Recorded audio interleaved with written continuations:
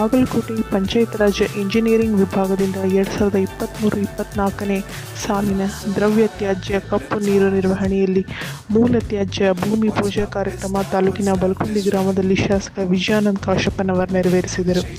ಈ ಸಮಯದಲ್ಲಿ ಜಿಲ್ಲಾ ಪಂಚಾಯತ್ ಮಾಜಿ ಸದಸ್ಯರಾದ ಮಹಾಂತೇಶ್ ನರಗುಂದ್, ಕಸ್ತೂರಿ ಜಾಧವ್, ಮುಟ್ಟಣ್ಣ ಜಾಧವ್, ವಿಜಯ ಮಹಾಂತೇಶ್ ಗದ್ದಂಕೇರಿ, ಬಸವರಾಜ್ ಜಾಲಿಹಾಳ್, ಶ್ರೀನಿವಾಸ್ ರಾಥೋಡ್, ಯಲ್ಲಪ್ಪ ಮಾಗಿ ಮತ್ತಿತರರು ಗಣ್ಯರು ಉಪಸ್ಥಿತರಿದ್ದರು. ವರದಿಗಾರರು Nabi Hunachi, Janadhwani news, Ilkal.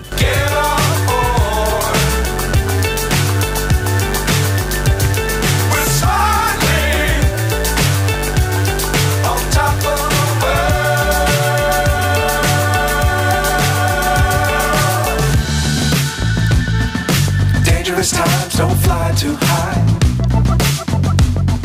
Be sure to keep the ground.